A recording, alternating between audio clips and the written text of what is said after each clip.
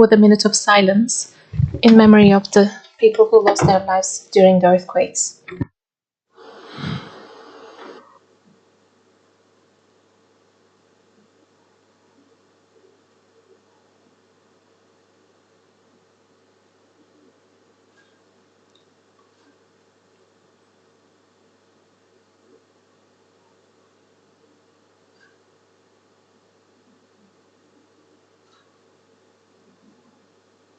Buyurunuz lütfen.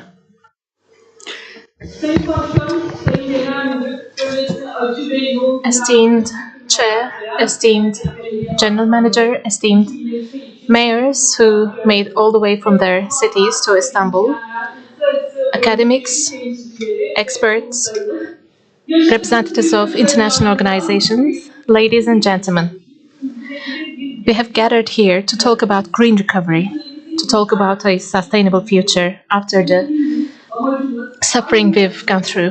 Our mission, our objective is not to go through the same suffering again. After the earthquake, we're trying to recover life and recover our efforts. This is only possible by standing together. To this end, we would like to thank WWF-Turkiye for their hospitality for this organization. Without further ado, I'd like to invite Aslı Pasinli, the General Manager of WWF-Turkiye, to deliver her opening remarks.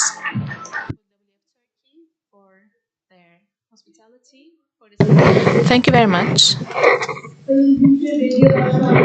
Esteemed mayors of metropolitan cities, professors, civil society leaders, representatives of international and local financial institutions, our opinion leaders, experts, ladies and gentlemen, I'd like to extend my greetings to all of you. Welcome. This is going to be the most challenging talk of my professional life. We are all very emotional. Today, we are here with our mayors who have lost many of their employees, colleagues, and relatives. I'd like to express my condolences to them in particular and to all of us in general. As WWF-Turkiye, we have been working for 45 years to protect the nature in our country. WWF International is the largest international organization working on the environment and nature, and we are the Turkish branch of WWF. It may not be easy to create connections or links between nature and earthquake, but we are in a vicious circle in terms of earthquakes and climate crisis. We've gone through wildfires, there were floods at the same time. At the same time, we're fighting against drought. So this is a vicious circle. It is very important to focus on all these disasters and to building resilient cities against disasters in the recovery process. This is the way to get out of this vicious circle, and I think we are standing at a very critical point at the moment. Unfortunately, fighting against disasters, fighting against earthquakes in Turkey has been quite a big failure. But of course, we cannot point at a single organization for this failure. We're all responsible. We all have a share. This is personally how I feel. However, in this period in which we go through unprecedented suffering and demolition, I also believe that we can come together, we can unite in an unprecedented manner to get out of this vicious circle. This is why we have gathered here today, to make this call. And I'm looking at the crowd now, and I'm feeling really hopeful because I believe that you share the same emotions and ideas with us. Thank you very much for dedicating your time to this meeting, for coming here from wherever you are. This is a very important moment. So, we wholeheartedly believe that it is possible to get out of this vicious circle by working together, by combining our strong muscles, by filling the gaps, by coming together with institutions that have never come together before. by breaking our prejudices, by saying goodbye to our egos, by taking risks, and by taking the wind of the nature behind us instead of against us. So I believe that this is the way to get out of this vicious circle. We are in the eve of replanning the cities, reconstructing the cities. So we hope that we will do so by protecting the environment and nature, by building resilient cities decorated with wind farms and solar farms, and by implementing restorative measures. So, as a civil society organization, we also look at ourselves to see how effective we can be, how we can get out of our comfort zone, and what else we can do to get out of this vicious circle. So I think, in addition to issuing reports, we can be more active citizens, and we can get together with the municipalities to find ways to restore the cities. Our foundation has been working really hard on this issue for many years. We have accumulated quite vast experience. We have a unit dedicated to disaster management and environment, and the director of this unit, Anita van Breda, is among us today. I'd like to thank her specifically because she has not left us alone since the beginning of this period, actually, and she's been standing with us since the earthquake and before that as well. And in a minute, she's going to address us. But we are going to repeat this call in many different occasions, and we will invite more people to join us for a green recovery. And I hope that this call and the statement that we're going to prepare afterwards will become a guideline for us to continue. So, without further ado, I'd like to thank you again. I'd like to thank the mayors and all our participants for being with us today. Some of you came from other cities in Turkey, some of you came from other countries. Thank you very much for making all the way from your cities and countries. I hope this is going to be a fruitful day. I'd like to give the floor to Nafis Karadere now, the chair of our board. Thank you.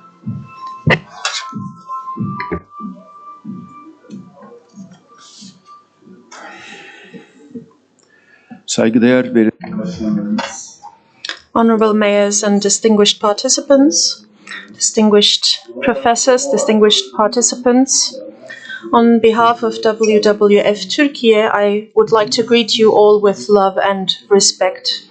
And I would like to welcome all of you to our forum entitled Green Recovery. First of all, I would like to express my condolences to all of us for the irreparable losses of the most shocking earthquakes in our history.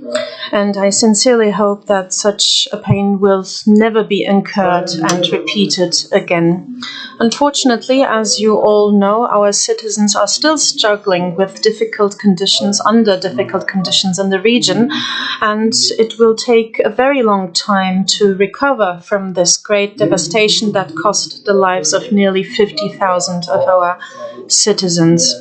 According to the report issued by UNDP, the number of buildings that have been demolished or heavily damaged and are still being demolished is 156,000. And the demolition of damaged buildings, debris removal, transportation, and temporary storage operations are continuing and ongoing in the provinces that have been affected by the earthquake. And according to the examinations made at the site, it is estimated that a volume of 200 million cubic meters of debris has emerged. And in order to elaborate a little bit on this example and to make it clearer, I would like to give the following example. If all of the debris is stored at a height of 17 meters, it would mean indicator volume that would fill the entire area of the province of Eskişehir, which is in Inner Anatolia in Turkey. And as you know, on the other hand, there is a construction process ongoing that needs to be designed very carefully indeed. And as much as getting back on our feet quickly after disasters is important and essential, it is also essential to build resilient living spaces that will not be exposed to similar destruction again. And this is exactly why this is exactly what green recovery actually means, realizing disaster resilient and nature positive settlements and production areas. And today we are here to talk about the ways of green recovery, and I would like to extend my gratitude to all our experts who are here today to contribute to such a forum at a time when we are still recovering from the initial shock and also working on healing the wounds as a country. Thank you very much. Yes, we all know Turkey is an earthquake country, and we all remember very vividly the 1999 Izmit and Düzce earthquakes, as well as the 2020 Elazığ and Izmir earthquakes very well. The Mediterranean basin in which we are located, as predicted by scientists, is experiencing the effects of the climate crisis more frequently and severely every single day that passes by in the form of extreme weather events. And the flood disaster in Şanlıurfa on March 15th, shortly after the earthquakes, the 2021 Black Sea flood disasters, the 2021 forest fires, all of these extreme weather events, floods with increasing frequency, droughts, megafires, and of course earthquakes are the reality of our geography. And despite this fact, or however, none of them have to be the fate of our geography. So our cities, especially our 11 earthquake-affected provinces, are at the center of every step to be taken to deal with environmental problems and to become resilient to disasters. Our cities that experienced destruction were already struggling with social and environmental problems due to rapidly increasing urbanization, as you all know. And we are talking about a vital issue both for our cities waiting to stand up and for our megacity Istanbul, which is at risk of earthquakes. So we clearly see that the first factor that causes what we are experiencing is that we ignore the harmony with nature while building our cities. And once again, we have realized this in the most painful of ways. We can no longer sustain our lives by denying the laws of nature. Look, in the last 50 years, half of our wetlands, almost 3 wetlands the size of Lake Van, have lost their function. One of these areas is the Amik Plain in Hatay, which has suffered great destruction. As a result of the drying works or efforts carried out in the 1960s, which actually dates back to the 1940s, in fact, Lake Amik was opened first to agricultural activities and then to construction, and the disaster we are experiencing today, in fact, was approached step by step, or came about step by step. And as a result of the salinization of the agricultural lands caused by the drying of Lake Amik, the yield decreased in time and it became one of the areas that experienced the effects of the earthquake most severely. And all these problems we are experiencing today are actually the return effort of Lake Amik. With this reality in front of our eyes, our goal now should be to make nature our ally. And international institutions, nature conservation organizations, civil society and scientists have long agreed that we are at a critical juncture for the future. And the World Economic Forum's Global Risk Report for 2023 lists the top 4 risks that will affect the world economy over the next 10 years as failure to combat climate crisis, inadequacy in climate change mitigation efforts, disasters and extreme weather events, loss of biodiversity, and collapse of entire ecosystems. So, earthquakes, fires, and droughts are all extreme weather events And this is why we need to create nature-based, resilient settlements and living environments that are and act in harmony with nature. And together with you, our valuable stakeholders, that is, we will continue to work with all our strength and might to contribute to the establishment of resilient, circular cities of the future in line with nature-based solutions. I wish that all the contributions you will make here today will be instrumental in valuable steps towards green recovery for a nature-positive future that is resilient to earthquakes and disasters. And we have, as one of the experts today with us, Anita van Breda, who is the Senior Director of the Environment and Disaster Management Program at WWF in the USA. And we will listen to her valuable contribution in a minute, and I would like to welcome her once again. And before I give the floor to Anita van Breda, I would like to play a short video clip before inviting her on to the stage. She will be speaking in English, but simultaneous interpretation into Turkish will be provided. Thank you very much for listening, and we can now show the clip. Thank you very much.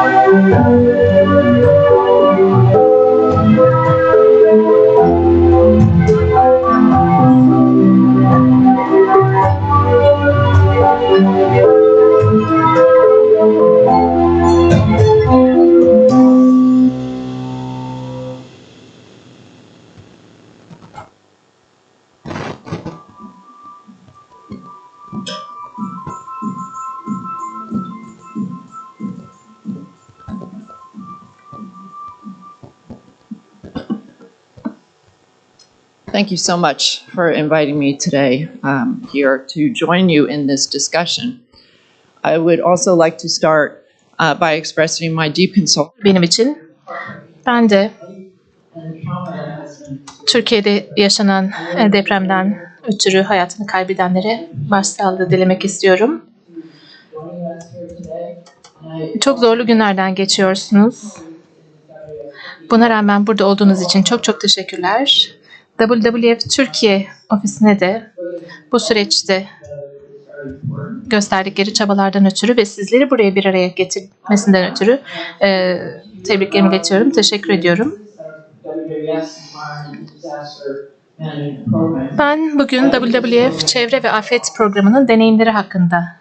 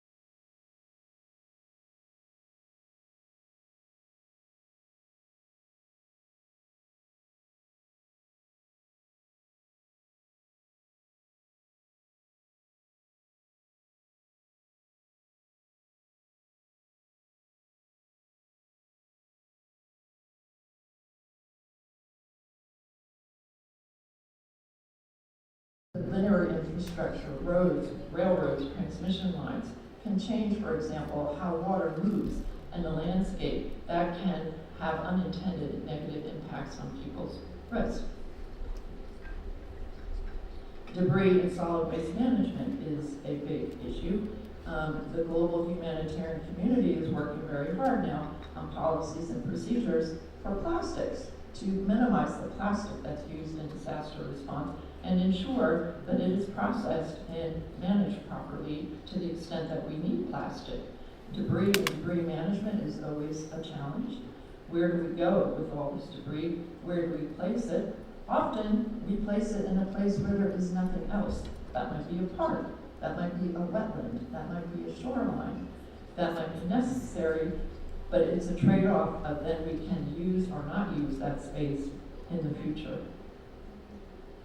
And then natural resource livelihoods. As we're rebuilding economies and livelihoods, can we do it in a way that minimizes environmental negative impacts? For example, supporting agriculture that protects the soil for the long term so that the agriculture is very productive over time. If we're rebuilding fisheries, are we investing with the disaster rebuilding process the human resource capacity to understand the resource base to support fisheries that can last for a long time and not just for a short time? All of that helps to reduce human risk and vulnerability.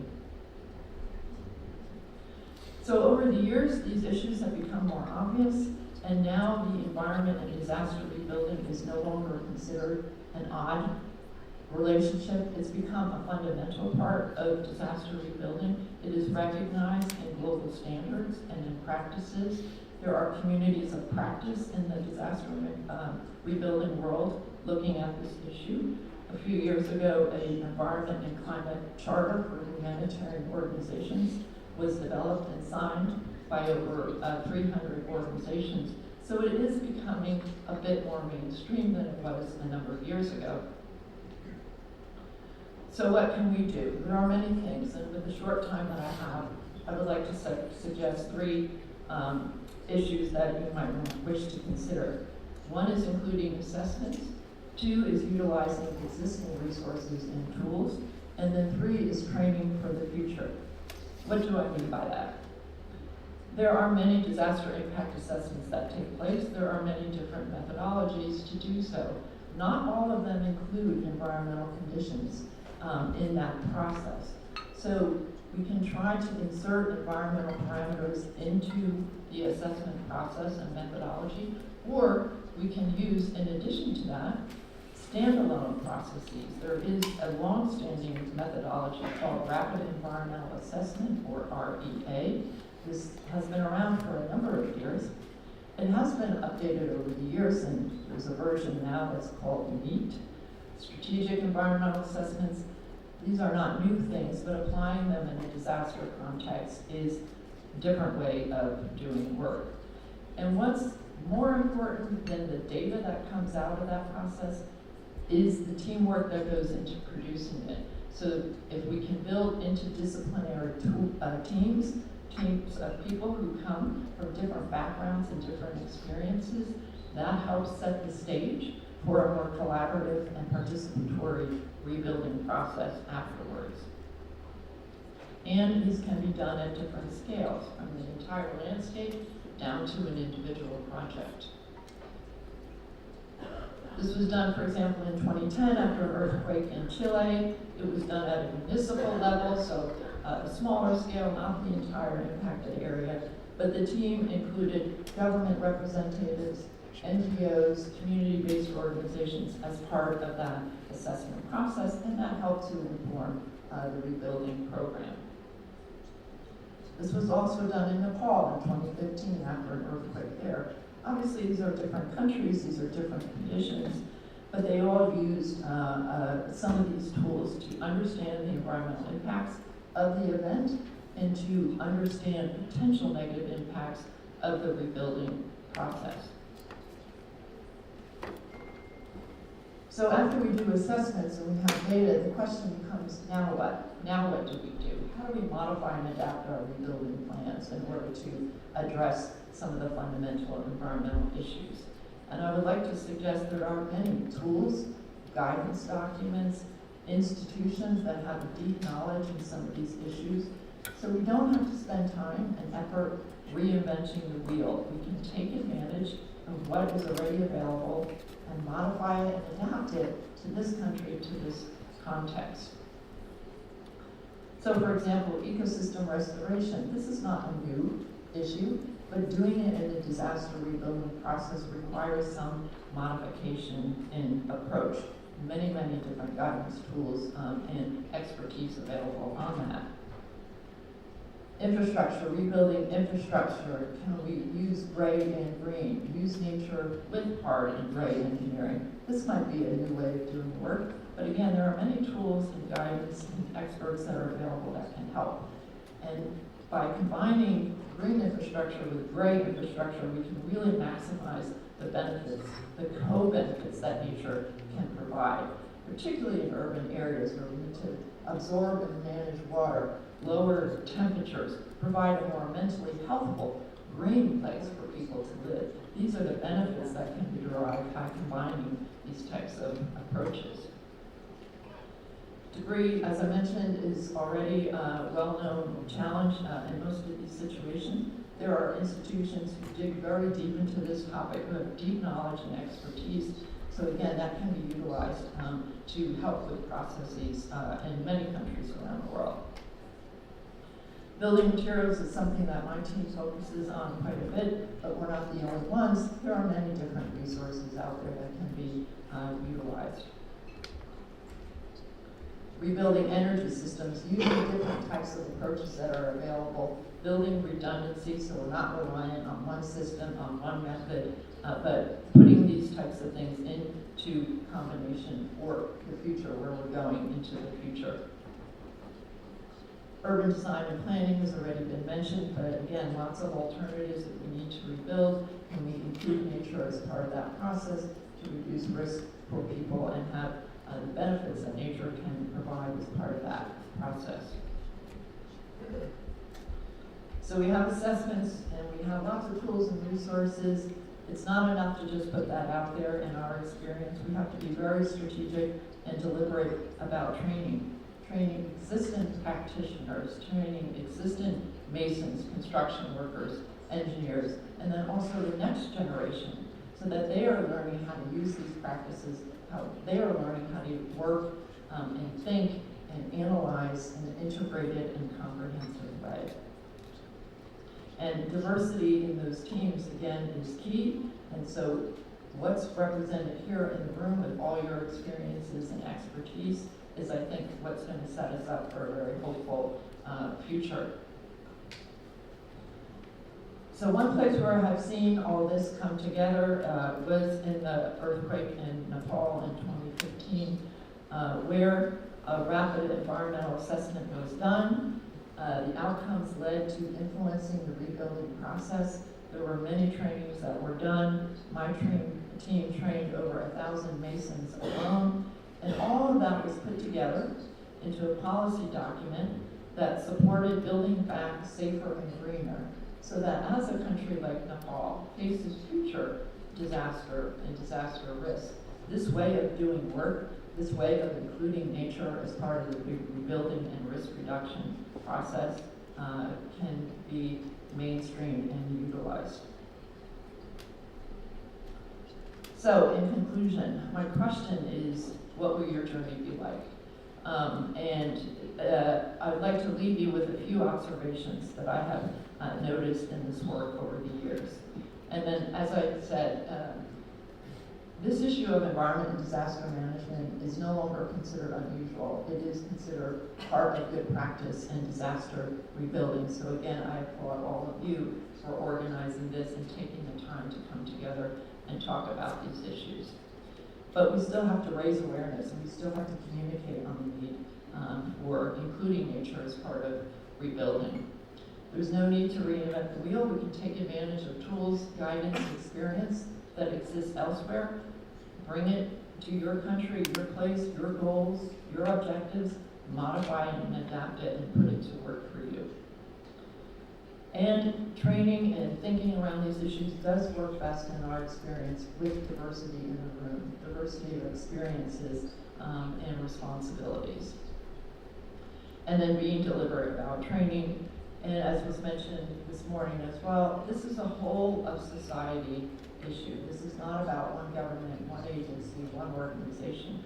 We all have responsibility and we all have a contribution that we can make.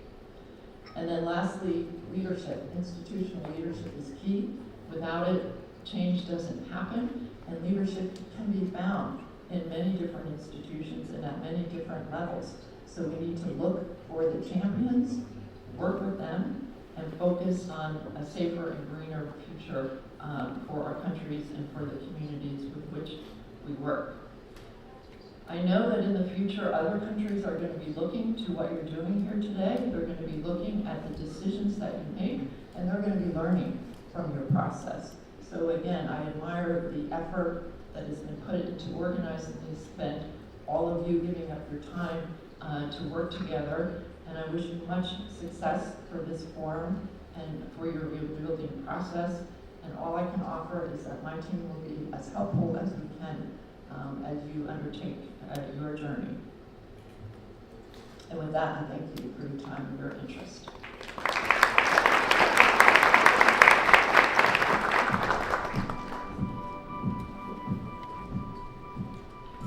Sayın Anıta Vanbriyada'ya teşekkür ediyoruz. Depremlere ve afetlere dirençli bir gelecek için yeşil iyileşmeyi bizlere aktardı kendisi. Afet riskini azaltmak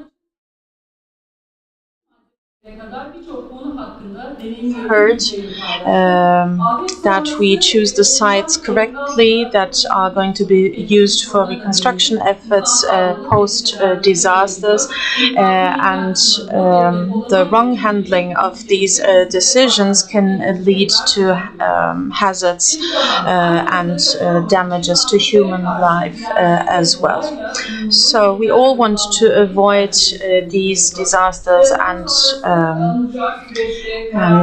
losses of life, and it's important to take appropriate measures and the correct decisions and shape and design the projects accordingly. So earthquakes and all other events are natural occurrences, but it's very important what we do after natural disasters.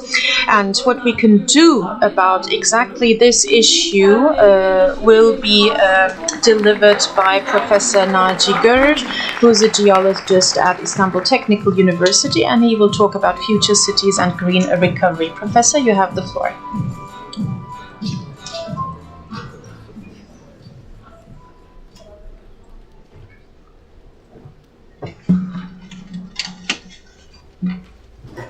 Değerli arkadaşlar, Dear friends, şimdi bu konuşmayı benim yapmam biraz zor. I might not be the best person to hold this speech, to be honest. I am challenged. Why? The reason is quite obvious, because the earthquakes in Maraş, in Kahramanmaraş, and the earthquake in Elazığ, they announced themselves, basically. We knew that they were going to happen, and we also knew about the extent of these earthquakes, more or less. The scientists knew about it, including the public. The public was being warned.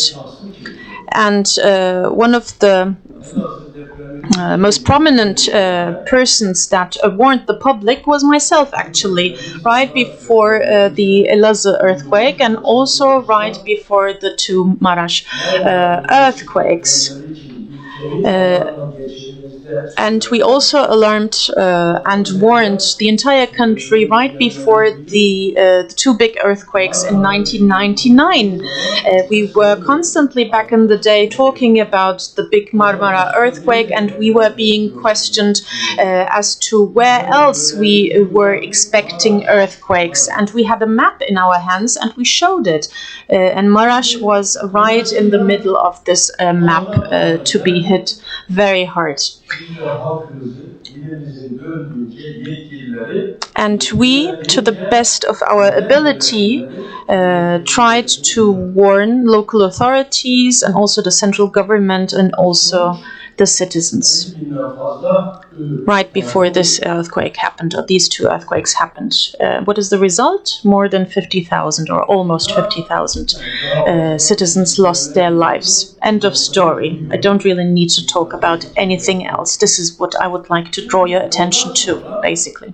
After that, what happened? We are here gathered at this very hall, and similar conferences and meetings happen all over the country. We unfortunately have to say that we were unable to protect our ancient cities and our citizens.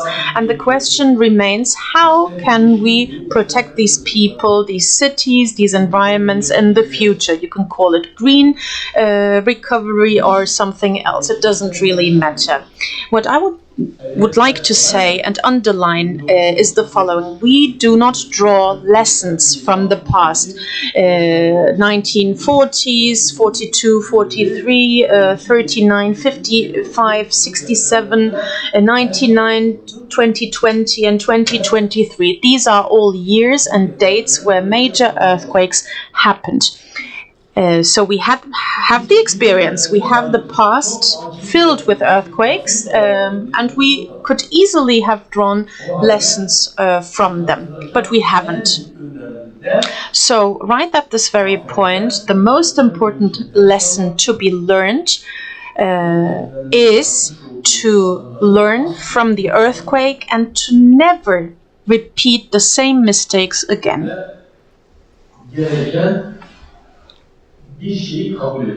And to acknowledge one important fact. We're not talking about fault lines. Where is the earthquake going to happen? This and that. Is our village okay? Is our town okay? Or is our house damaged? Those are not the questions to be asked. Of course, we are all afraid. This is a human emotion to be afraid. But the second most important lesson to be learned and acknowledged is the fact that this country is an earthquake country. So if you were to ask me what is the most important issue of this country, you can enumerate various things like unemployment, the economy, lack of justice, etc., what have you. But you have to mention the earthquake at the very, very top. And once you acknowledge this fact, if we, as the Turkish nation, as the citizens of this country, are to live in this geography, in this country, if we want to go forward from the perspective of the economy, the environment, and what have you, politics, we need to manage somehow to stand up and become resilient vis-à-vis earthquakes. And this you can very well call green recovery if you would like to. California in the US, Mexico, China, India, Italy, and other countries also experience earthquakes of these magnitudes, but 1, 2, 3, the most 100 people die. But when it comes to our country, tens of thousands of people die. This is something worth thinking about. So, we are going to recover. But let me preface this by saying, even the recovery efforts started off on the wrong foot. Right now, in the affected earthquake areas, construction efforts are ongoing quite intensely. Of course, reconstruction is going to have to take place in order to ensure that people have a roof above their heads, housing. But science, I have to say, needs to make the rounds in the affected earthquake areas and take a look. It needs to do a micro-scale assessment in the area, in those affected areas. All of this is to avoid the same destruction again. So micro Siz oradaki zemini bileceksiniz. Oradaki So microzoning means that you need to be knowledgeable about the geological formations in the area. You need to be knowledgeable about fault lines in the area. You need to be knowledgeable about the seismological properties and features of that particular geography, about the soil and earthquake waves.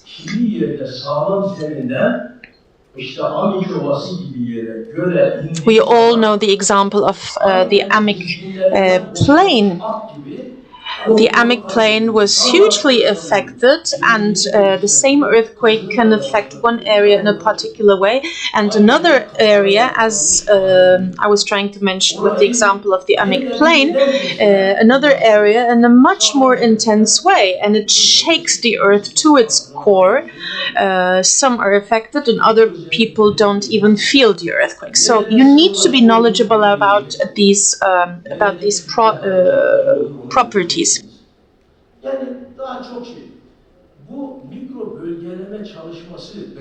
You need to be knowledgeable about what liquidation means, and who needs to be knowledgeable about these issues. The mayors of those particular townships and cities, which areas are suitable for construction, which areas are non-suitable for construction, what is the height of those buildings to be constructed going to be, and respective laws need to be adopted, and none of this should be politically driven. So that all of this, so that the mayors can step in at the right moment and ban construction companies from constructing buildings in those areas if they're not suitable. Did all of this happen? Yes, of course, in Istanbul and everywhere else. And you may be following me from on Twitter. I quickly said stop, because I wanted everybody to prepare accordingly before embarking on new construction efforts. Okay, so the construction effort started, nobody listened to me, and what is going to happen now? This is what's going to happen. If, and please listen carefully, if we don't change our state of mind, if we continue with the old ways, if we assign those former developers to take care of reconstructing these buildings, these new buildings, then we will fall into the same traps. This area we're talking about is not an area that can be handled in the classical architectural or construction ways. Let's make this clear once and for all. This geography we're talking about is an area, is a geography that has been and is going to be hit always by earthquakes with a magnitude of 7.5, if not higher. if not higher. This is why your approach to this area needs to change. You need to adopt a different set of mind, a different mindset. So you need to approach this area with special construction techniques and technologies, light buildings, maybe steel buildings, a new architectural approach to this area, and you need to use area-specific building materials that are specifically designed for the use in that particular area. Of course, construction costs will increase if you do that. If 1 square meter if 1 square meter of construction comes with 10,000 Turkish lira in cost, that cost will surely increase. But you have to face this issue and listen to what I say. Thank you. Thank you very much, Professor Naci Gur, for these valuable pieces of information he delivered, as always. Ladies and gentlemen, we will now break shortly for coffee and tea, and will then proceed with the round panel of